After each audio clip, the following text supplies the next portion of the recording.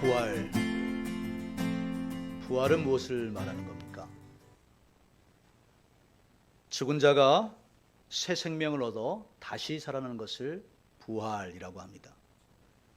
이걸 영어에서는 resurrection이라고 하고 헬라어에서는 바로 아나스타시스라고 발음합니다.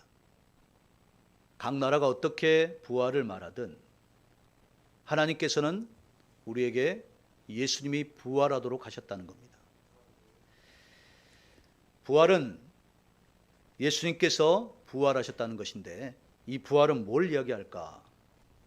부활은 역사의 종말에 그동안 역사 가운데 살아왔던 수많은 믿음의 사람들, 믿음으로 살았던 의인들이 다시 살아나는 것을 가리킵니다. 그래서 지금 이 시대를 살아가고 있는 그리스도인들에게도 부활은 우리의 소망이며 우리의 붙들고 할 깃발이며 또한 우리가 끊임없이 하나님을 안에서 우리가 믿음으로 승리해야 한다는 바로 부활의 영광에 참여하기 위한 바로 그 길입니다. 그런데 이 부활은 도대체 어떻게 이루어진 것입니까? 라고 하면 여러분 성경에서는 특별히 중요한 장들이 있는데 우리가 신앙인들이 무엇으로 산다고 그러죠? 믿음으로 산다고 합니다. 믿음을 이야기할 때 중요한 장이 있는데 히브리서 11장입니다. 히브리서 11장을 믿음장, 그리고 오늘 고린도서 15장인데 고린도서 15장을 부활장이라고 합니다. 얼마나 중요하길래 부활장이라고 하겠습니까?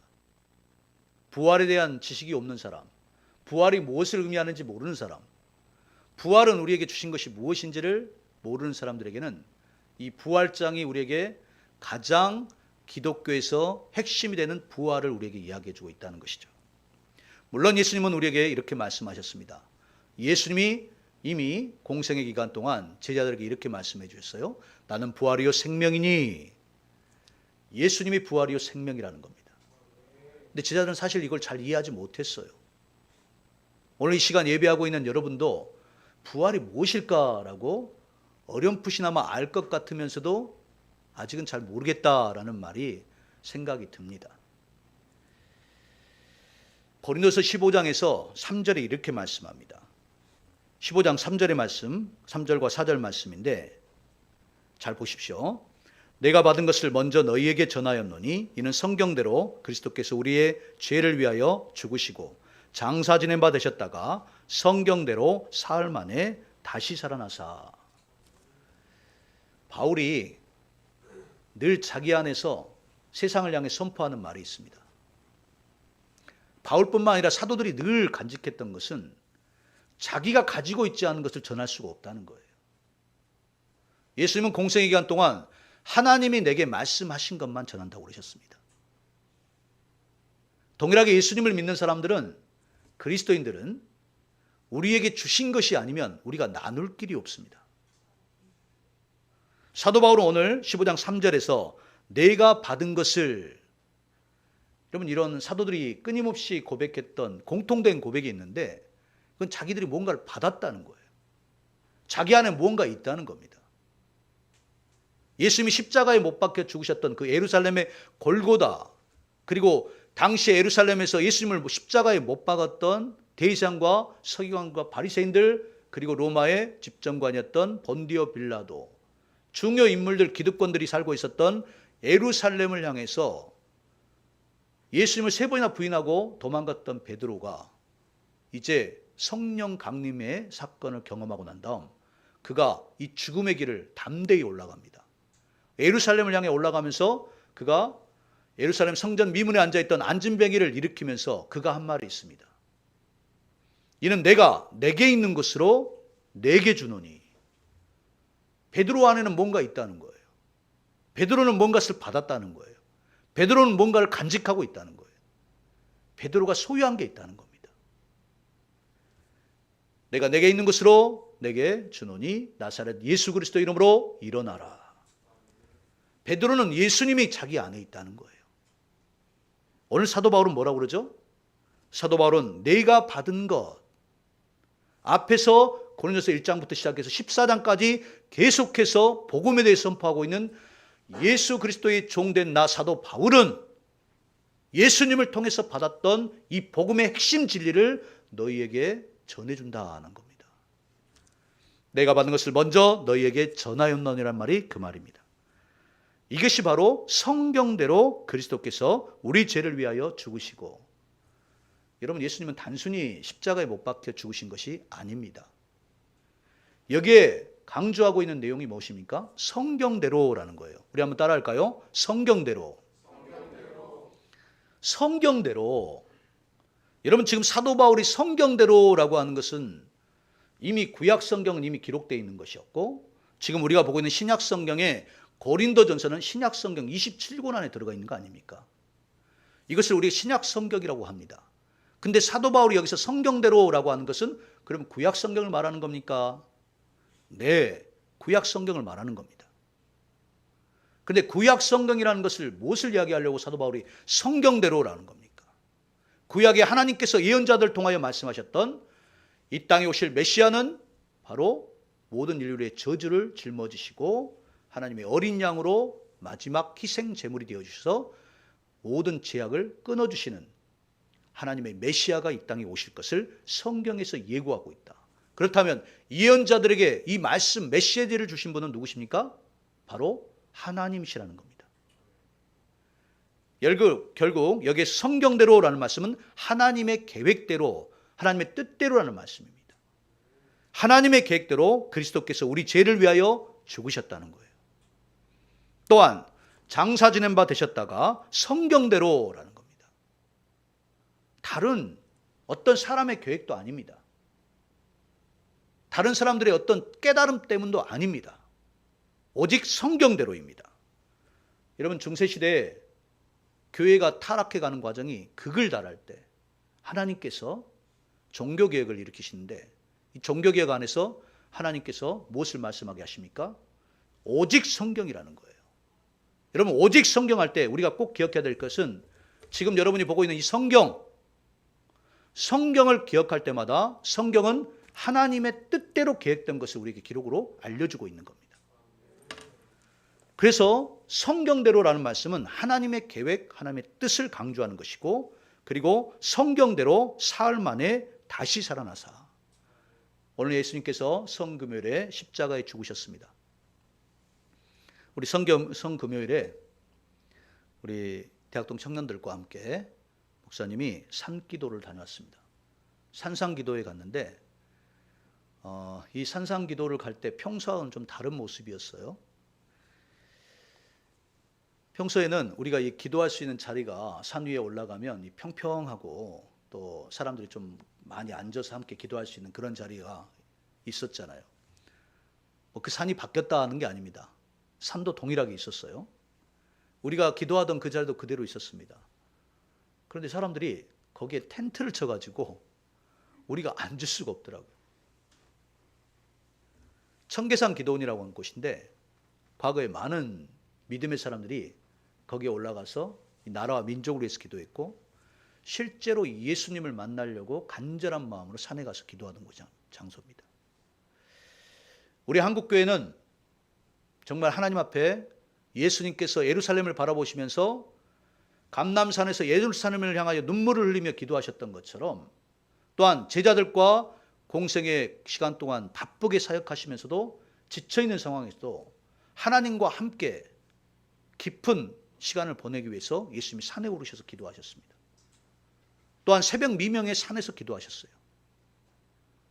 우리가 예수님을 만나서 예수님과 함께 걸어가는 과정은 우리가 하나님께서 예수님에게 끊임없이 능력을 부어주신 것처럼 우리 그리스도인들 또한 하나님 안에서 우리가 능력을 부여받지 못하면 사실 우리의 힘으로 세상을 이길 힘이 없습니다. 여러분, 특별히 부활주의를 맞아서 하나님께서 여러분에게 능력을 부어주시기를 원합니다. 하나님의 능력을 부어주셔야 우리가 하나님의 능력 안에 살았다고 고백할 수 있는 겁니다. 세상을 이기는 승리는 이것이니 우리의 믿음이라고 합니다. 믿음도 능력이 있어야 되는 겁니다. 조그만 믿음이 아니고 하나님이 우리에게 주신 큰 믿음을 가지고 세상을 이기는 믿음이 우리가 승리할 수 있도록 우리가 늘 하나님을 향하여 갈망하는 마음으로 하나님의 능력을 부여받기 위해서 우리가 기도했던 대로. 여러분, 이것은 단순히 우리가 생각으로만 하면 안 되는 거죠. 내가 살아계신 하나님 앞에 지금도 역사하시는 하나님의 능력을 믿는다면 우리는 하나님의 은혜를 사모하고 하나님의 능력을 받기 위해 진정한 갈망을 가져야 합니다. 그래서 진정 복 있는 사람이 누굽니까? 라고 하면 심령이 가난한 사람은 복이 있나니 하나님의 나라가 저희의 것이라고 했습니다. 여러분, 하나님의 나라는 말에 있지 않고 능력이 있다고 합니다. 말만 한다고 하나님의 나라가 임하는 것이 아니라 하나님의 나라는 실제로 임하면 능력이 나타난다는 거예요. 하나님의 나라를 여러분 소유하고 싶습니까? 가난한 심령을 가지십시오. 하나님의 은혜를 갈망하십시오. 내가 하나님을 향한 믿음이 흔들리고 연약해진다면 하나님을 향해서 여러분 찾으십시오. 교회에서 기도하고 또한 특별한 시간을 내서 하나님 앞에 기도하십시오. 하나님 특별히 여러분에게 하나님 만나주시고 능력을 베풀어 주십니다. 여러분, 성경대로라는 것은 하나님께서 뜻대로 하나님의 계획대로 예수님은 십자가의 모든 인류의 죄를 위해서 죽으셨고, 그리고 성경대로 하나님의 계획대로 예수님은 살아나셨다는 겁니다. 이것이 바로 오늘 본문의 말씀인 것이죠. 그런데요, 여러분, 예수님은 성경대로 하나님의 계획대로 십자가에 죽으시고 하나님의 계획대로 다시 살아나셨습니다. 이걸 예수님의 부활이라고 그러죠. 그러면 예수님의 부활이 가져온 결과가 무엇이냐는 겁니다. 예수님은 이미 2000년 전에 부활하셨습니다. 예수님은 그때나 지금이나 영일하게 살아계십니다. 그런데 그 예수님의 부활의 결과가 무엇이냐는 거예요. 이것을 바로 오늘 부활장이라고 하는 여기 고린도서 15장에서 가르쳐주고 있습니다. 20절 말씀 보십시오. 20절 말씀입니다. 부활의 결과의 첫 번째 결과가 무엇입니까?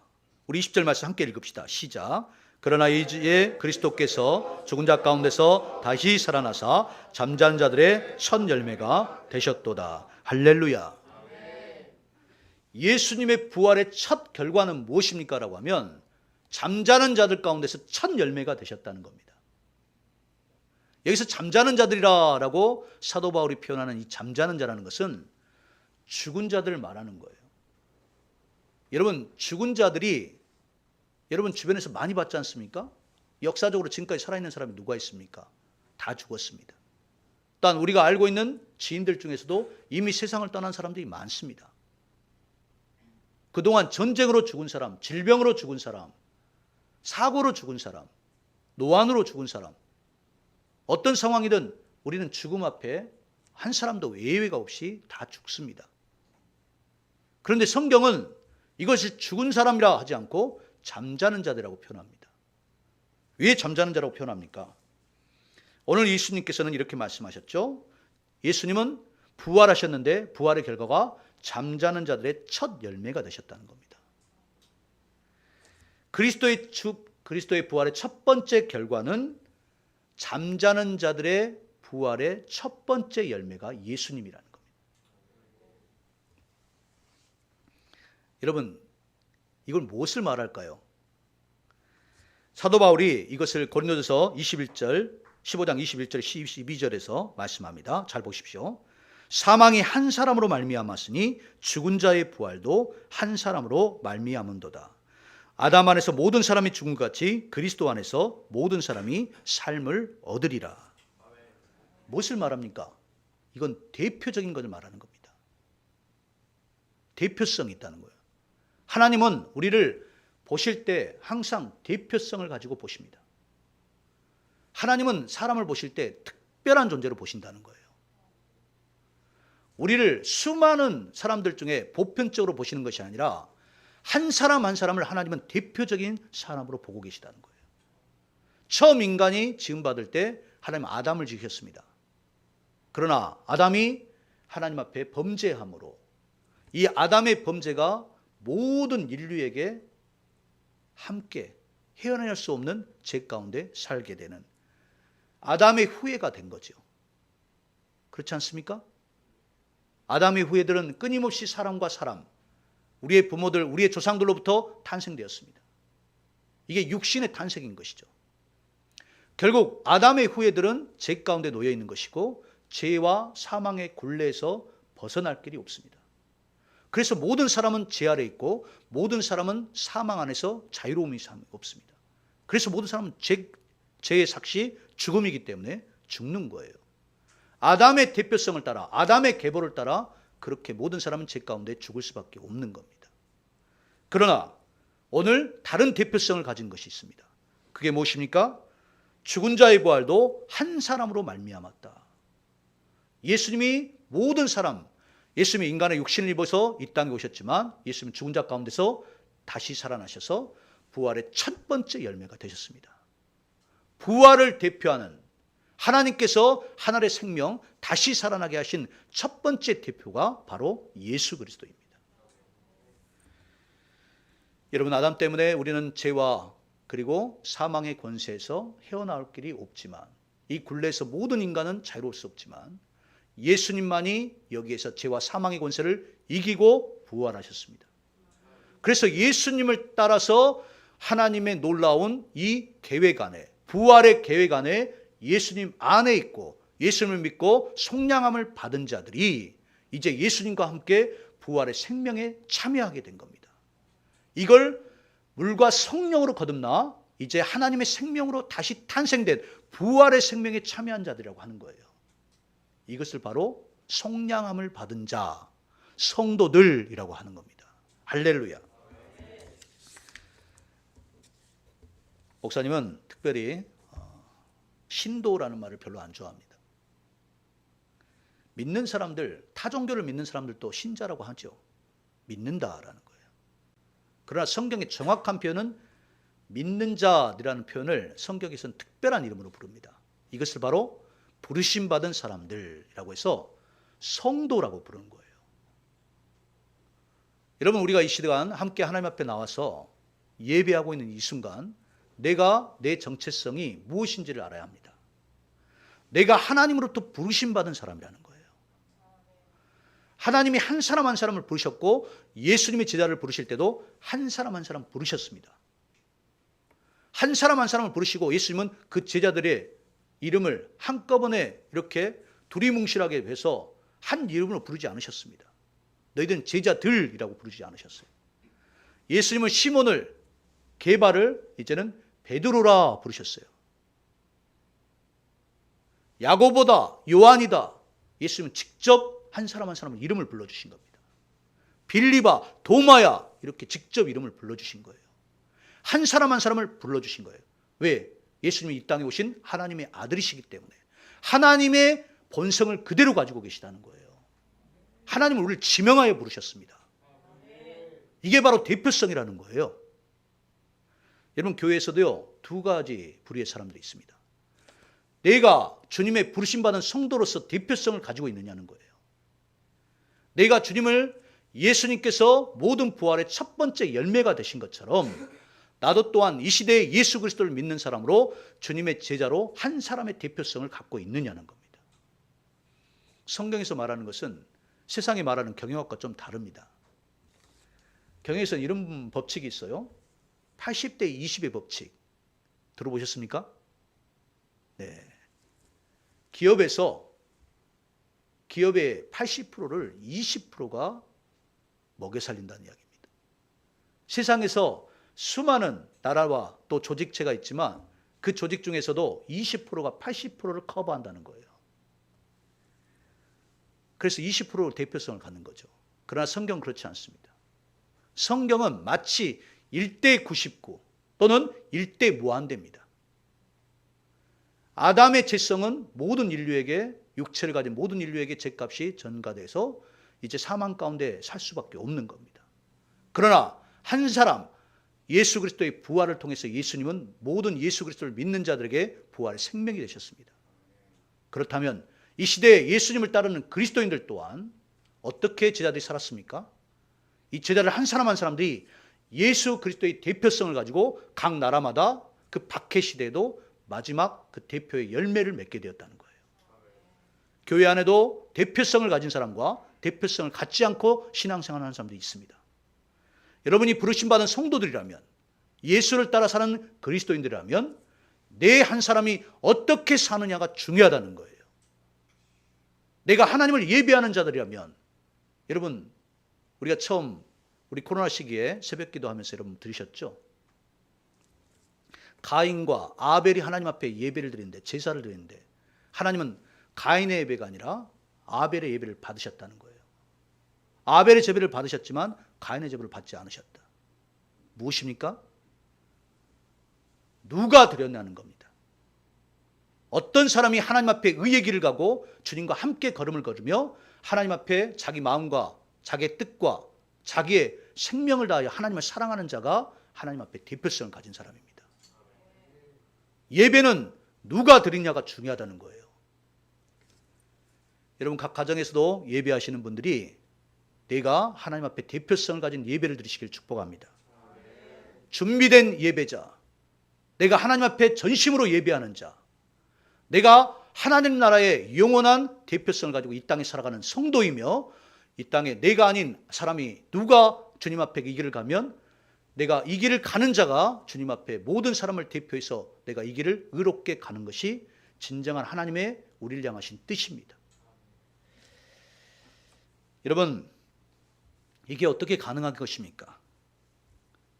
바로 15장 45절에서는 고린도서 15장 45절 이렇게 말씀합니다. 기록된 바 첫사람 아담은 생명이 되었다함과 같이 마지막 아담은 살려주는 영이 되었나니. 아담은 하나님께서 주신 생명으로 호흡을 불어넣으셔서 흙으로 지으시고 하나님의 호흡을 코에 불어넣으셨죠. 그래서 살아있는 성령이 되었습니다. 그러나 아담은 끝은 어떻습니까? 결국 죄와 죽음의 길로 가게 되었죠. 그러나 마지막 아담, 바로 예수님을 말합니다. 예수님은 살려주는 영이 되었다는 거예요. 아담은 우리에게 죽음을 남겨줬지만 예수님은 부활하셔서 우리에게 첫 열매가 되시고 우리를 살리는 영이 되셨습니다. 우리가 어떻게 부활을 참여할 수 있고 우리가 부활의 영광으로 참게 할 수 있습니까? 라고 하면 예수님이 살리는 영이시기 때문이에요. 예수님은 우리를 살려주십니다. 이 땅에 우리가 예수님을 믿고 살아가는 주님 마지막 하나님의 나라에 갈 때까지 뿐만 아니라 하나님 앞에 주님 앞에 우리가 설 때까지, 그리고 주님의 심판대 앞에까지 우리를 끊임없이 살려주시는 분이 바로 예수님입니다. 예수님은 그래서 이렇게 말씀하셨어요. 나는 길이요 진리요 생명이다. 생명은 그냥 말로 생명이 아니라 살아있기 때문에 생명인 겁니다. 예수님은 지금도 살아계십니다. 부활의 생명이십니다. 말은 주님 지금 살아계셔서 지금도 살아계시고 내일도 살아계시고 영원히 나와 함께 하나님의 나라에서도 살아계실 겁니다. 할렐루야. 그리스도의 부활의 두 번째 결과가 있습니다. 이것은 바로 역사의 종말을 말하고 있는 겁니다. 오늘 본문의 말씀을 잘 보십시오. 오늘 고린도서 15장 23절로 24절입니다. 우리 함께 본문의 말씀 읽어보겠습니다. 23절로 24절 말씀입니다. 시작. 그러나 각각 자기 차례대로 되리니 먼저는 첫 열매인 그리스도요, 다음에는 그가 강림하실 때 그리스도에게 속한 자요, 그 후에는 마지막이니 그가 모든 통치와 모든 권세와 능력을 멸하시고 나라를 아버지 하나님께 바칠 때라. 아멘. 여러분, 본문의 말씀을 역사의 종말, 끝이 있다는 거예요. 세상에는 살아가는 사람들이 영원히 살 것처럼 생각합니다. 세상이 끝나지 않을 것처럼 생각해요. 여러분, 우리가 지금 2022년을 살고 있죠. 목사님 하나님 앞에 말씀을 묵상할 때마다 하나님이 왜 1000년이 하루와 같다고 하셨을까? 절실하게 느껴집니다. 예수님이 부활하시고 난 다음 2000년 지났는데요. 여러분, 2000년 지났는데 얼마나 하나님 보시기 어떻다고요? 1000년이 하루와 같으니까 말씀대로 하면 이틀 지난 겁니다. 인간이 수많은 것들을 발견해서 수많은 문명을 이루고 산다고 생각하지만 하나님은 역사의 종말의 때가 있다는 거예요. 본문의 말씀을 잘 보십시오. 오늘 23절이죠. 그러나 각각 자기 차례대로 되니 먼저는 첫 열매인 그리스도시요, 예수님이 다시 살아나신 부활의 첫 열매이시며 다음에는 그가 강림하실 때, 여러분 예수 그리스도께서 부활하신 첫 번째 결과는 예수님이 부활의 첫 열매가 되신 것이고, 대표성을 가진 첫 열매니 이제 예수 안에서 예수님 안에 하나님 나라에 탄생된 자는 이제 영원한 생명 가운데 부활의 생명으로 탄생됩니다. 그리고 이어서 두 번째 부활의 결과가 예수님이 재림하신 그날, 재림의 그날이 바로 역사의 종말이라는 거예요. 역사가 종말의 때를 향해 갑니다. 이때가 끝나는 겁니다. 그래서 보시면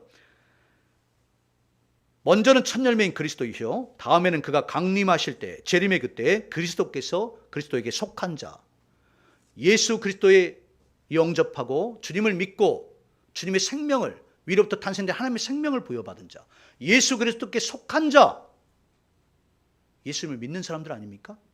이 사람들이 예수님을 따라서 부활의 열매들이 된다는 것입니다. 그리고 이 강림하실 그날에 어떤 사건이 이루어지는데 24절 말씀 보십시오. 그 후에는 마지막이니 성도들이 속량을 받고 예수님과 함께 하나님의 심판대 앞에 섰을 때, 이 종말의 때 마지막이니 그가 모든 통치와 모든 권세와 능력을 멸하시고. 여러분, 세상에 지금도 많은 나라, 많은 통치, 권세, 능력들을 여러분 알고 있지 않습니까? 예수님이 이 땅에 오신 재림의 그날은 마지막 때입니다. 주님의 권세와 주님의 통치와 주님의 능력으로 모든 것을 멸하시고 세상의 모든 권세가 주님의 발 앞에 무릎 꿇게 됩니다. 주님의 재림의 그날 모든 나라, 모든 열방, 모든 민족, 모든 권세가 주님의 발 앞에 엎드리게 되고 주님께서 세상의 모든 악한 것들을 멸하시고 그리고 아버지 하나님께 모든 것들을 바치십니다. 이게 바로 재림의 그날이에요. 종말의 그날이에요. 마지막 때는 온다는 것이고 역사의 종말이 있다는 겁니다. 예수님이 부활하셔서 우리에게 주신 두 번째 결과는 예수님의 재림의 그날 종말의 때가 임한다는 겁니다. 그래서 25절에 이렇게 말씀하시죠. 그가 모든 원수를 그 발에 둘 때까지 반드시 왕노릇하시리니. 여러분, 예수님의 부활도 하나님의 계획과 뜻 안에 있는 것이고 예수님의 재림의 그날도 하나님의 계획 안에 있는 것이니 결국 하나님의 계획에는 종말이 있다는 겁니다. 마지막 때에 예수님께서 왕노릇하시며 반드시 세상의 모든 권세와 통치를 주님의 발 앞에 무릎 꿇을 것입니다. 그리고 맨 나중에는 뭐라고요? 26절입니다. 맨 나중에 멸망을 받은 원수는 사망이니라. 모든 원수, 사망까지도 주님의 멸망 안에, 주님의 심판대 아래 끝날 거라는 겁니다. 여러분, 이것을 무엇을 말하는 겁니까? 마지막 때가 있다는 것이고, 여러분, 예수님의 제자들 중에 마지막 사도 요한이 밤모섬에서 유배 생활을 하고 있을 때, 밤모섬에서 사도 요한은 하나님의 나라, 천국을 보았어요. 그래서 요한계시록 20장에서 마지막 때의 이 모습을 우리에게 가르쳐주고 있습니다. 하나님의 심판대에 설 때, 여기 말씀을 보면 여러분, 우리가 그리스도 안에서 속량함을 받은 사람뿐만 아니라 그동안 모든 사람이 죽었던, 죽음 가운데 있었던 사람들마저도 하나님의 심판대 앞에 설 것을 예고하고 있습니다. 바로 요한계시록 20장 11절에서 15절 말씀입니다. 잘 보십시오. 또 내가 크고 흰 보좌와 그 위에 앉으신 이를 보니 땅과 하늘이 그 앞에서 피하여 간데없더라. 또 내가 보니 죽은 자들이 큰 자나 작은 자나 그 보좌 앞에 서 있는 데를 책들이 펴있고 또 다른 책이 펴졌으니 곧 생명책이라. 죽은 자들이 자기 행에 따라 책들에 기록된 대로 심판을 받으니 바다가 그 가운데서 죽은 자들을 내주고 또 사망과 음부도 그 가운데서 죽은 자들을 내주매 각 사람이 자기의 행위대로 심판을 받고 사망과 음부도 불못에 던져지니 이것은 둘째 사망 곧 불못이라. 누구든지 생명책에 기록되지 못한 자는 불못에 던져지리라. 아멘. 여러분, 성도들만 다시 살아난 게 아닙니다. 마지막 때 하나님의 심판대 앞에 설 때는요, 여기 보세요. 본문의 말씀 13절의 말씀을 보면 바다가 그 가운데서 죽은 자들 내주고, 그동안 바다에서 사망한 사람이 얼마나 많습니까? 여러분, 해안가에 사는 사람들은 바다에서 고기를 잡다가 또 사고로 바다에서 죽은 사람들이 많습니다. 바다에 죽은 사람들도 바다가 죽은 자들 내준다는 거예요. 바다가 그 가운데서 죽은 자들 내주고 또 사망과 음부도 그 가운데서 죽은 자들 내주매 죽은 자들, 하물며 하데스, 음부에까지 내려가 있는 자들도 사망과 음부가 죽은 자들을 하나님의 심판대 앞에 서게 한다는 거예요.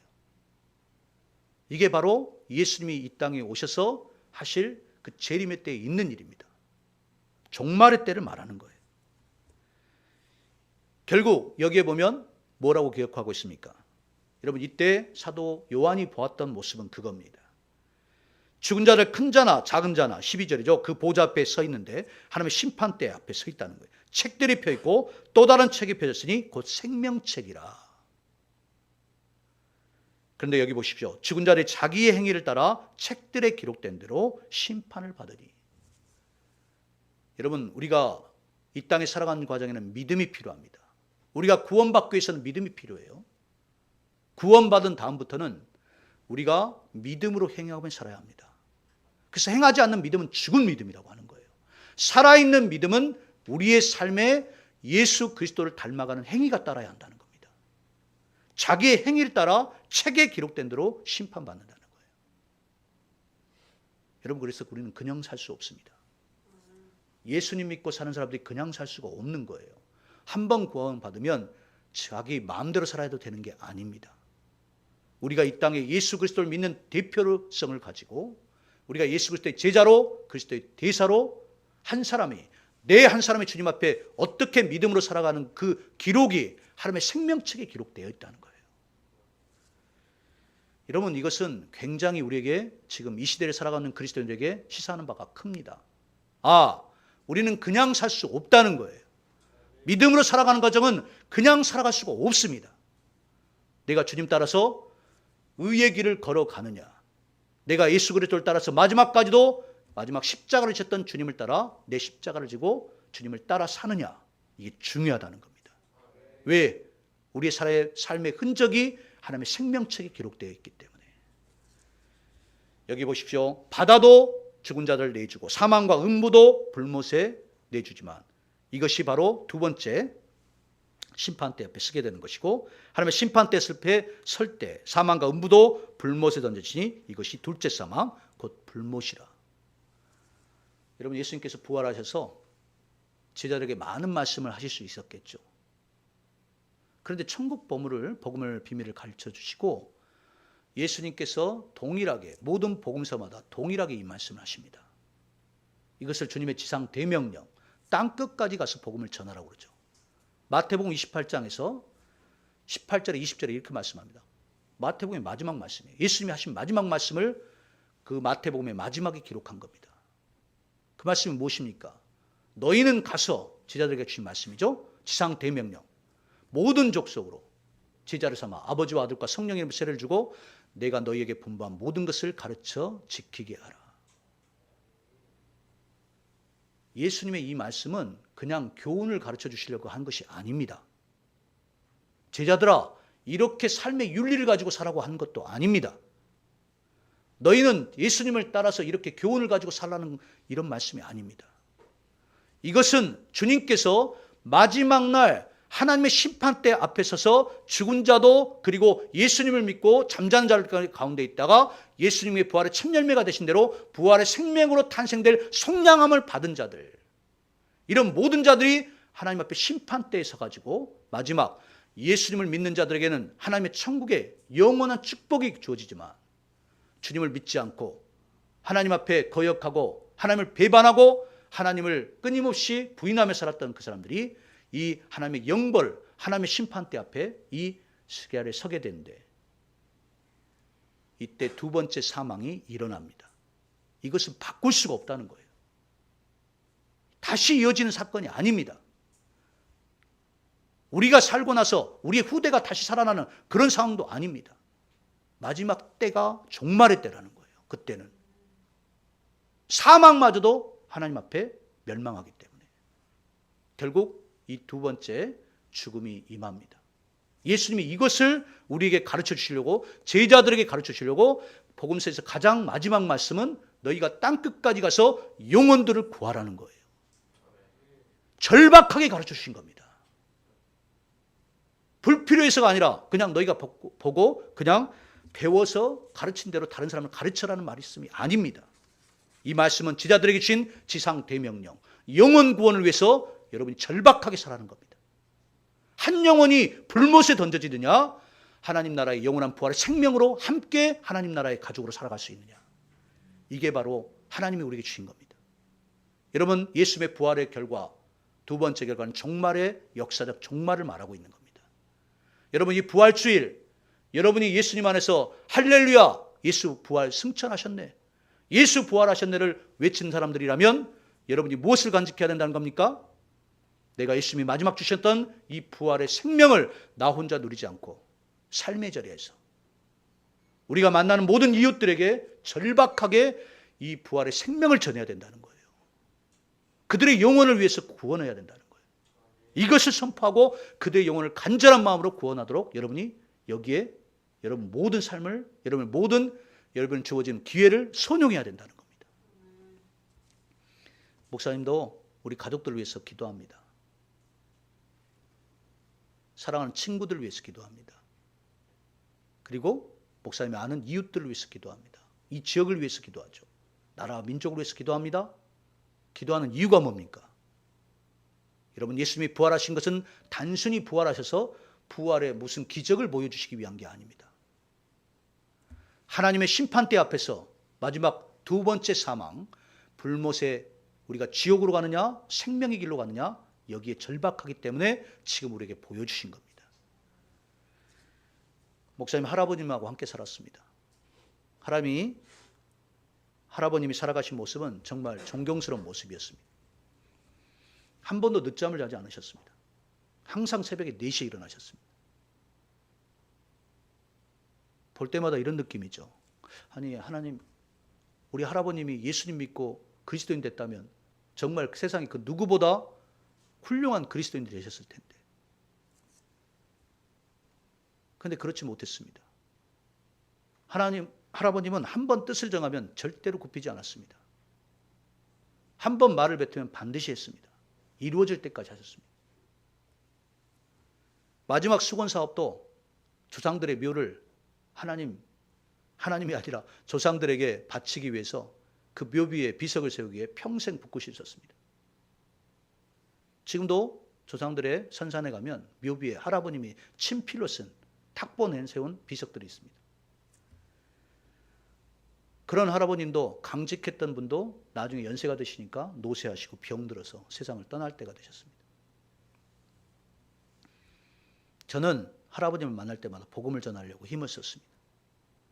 그리고 마지막 병원에 계실 때 하나님을 영접하도록 결국 할아버님이 하나님 나라 가도록 그렇게 했습니다. 왜 그랬을까요? 단순히 그냥 예수님 믿고 천국 갑니다 라는 게 아닙니다. 단순히 예수 믿고 천국 간다는 것이 아니라 우리에겐 영원한 사망이 있기 때문입니다. 할아버님이 영원히 내가 하나님의 나라에 가서 불못에서 그런 할아버님을 만나지 못한다면 여러분 얼마나 안타깝겠습니까? 저를 평생 사랑해 주시고 어린 시절부터 키워서 그리고 다른 사람들보다 자식들보다 손주를 더 사랑하셨던 할아버님. 그 할아버님의 사랑을 제가 어찌 모르겠습니까? 손주를 위해서라면 그 폭우가 쏟아지는데도 어린 손주를 안고 업고 그 물바다를 건너서 학교에 등교시킨 할아버지.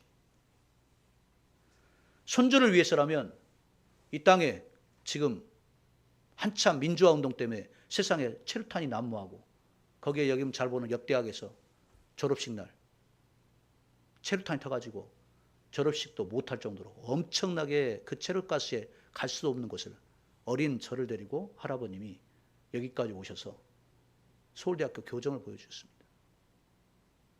훌륭한 손주가 되라는 거죠. 할아버님의 그 바람입니다. 제가 할아버님 생각할 때마다 할아버님 사랑을 정말 가슴 깊이 알고 있습니다. 그러나 그런 할아버님이 영원한 불못에 간다면 결국 나는 하나님 앞에 해드린 게 없는 거죠. 여러분 우리 가족들을 향해서 여러분이 간절한 마음을 가득해야 합니다. 절박하셔야 된다는 거예요. 영혼을 구원하는 데 있어서 여러분이 해도 되고 안 해도 되는 것이 아니라는 이야기입니다. 적어도 예수님 안에서 부활의 생명에 참여하는 그리스도인들이 되었다면 여러분의 가족 구원을 위해서도 여러분 절박해야 합니다. 그들을 위해서 기도해야 되고 그들이 영원한 영벌에 가지 않도록 간절히 기도해야 합니다. 또한 기회가 있을 때마다 그들에게 복음을 전하고 여러분들이 있는 모든 것을 내어줘서 그들의 생명을 살려야 합니다. 할렐루야. 여러분 우리 이제 대학동교회 이제 우리가 코로나 시간 2년을 거치고 여러분이 매 주일마다 영혼 구하는 데 힘을 쓰십시오. 목사님도 힘을 쓸 겁니다. 우리에게 주어진 모든 것들을 걸고 우리가 영혼 구원하는데 힘을 쏟아야 합니다. 우리에게 거진 모든 것들이 주님 앞에 우리에게 맡기신 것이니 그것을 붙들고 우리가 세상에 영혼 구원하는데 우리 힘을 다해야 합니다. 왜입니까? 부활하신 주님이 우리에게 주신 지상 대명령, 그들에게 불못에 가느냐 생명의 길을 가느냐 하나님의 천국에 가느냐 지옥에 가느냐는 것이 이미 심판대 앞에 이미 하나님의 계획 안에 있기 때문입니다. 이것을 믿는 사람은 하나님의 사랑에서 끊을 수 없으며 우리는 사망도 두려워하지 않고 예수님 안에서 모든 인류의 구원을 위해서 힘쓸 수 있습니다. 우리는 한순간순간 주어진 삶을 그냥 살 수 없습니다. 내게 주어진 구원에 감사하고 영혼 구원을 하기 위해서 우리가 모든 힘을 쏟아 부어야 합니다. 매 주일마다 혼자 나오지 마십시오. 혼자 나오셨다면 여러분 영혼을 한 사람 한 사람 붙들고 여기 나와 기도하십시오. 교회에 나올 때마다 영혼 구원을 위해서 여러분 힘써야 합니다. 절박하기 때문에. 이것이 진정 그리스도인의 안에서 예수 그리스도의 부활의 생명으로 살아가는 하나님의 자녀들입니다. 단순히 예배 드리지 마시고 여러분 하나님 앞에 이 지상 대명령을 내가 지키겠다. 매 순간 내가 영혼 구원을 위해서 내 모든 것을 바치겠다는 마음을 가졌다면 여러분 이 시대에 여러분이 예수 그리스도인입니다. 할렐루야. 기도하겠습니다.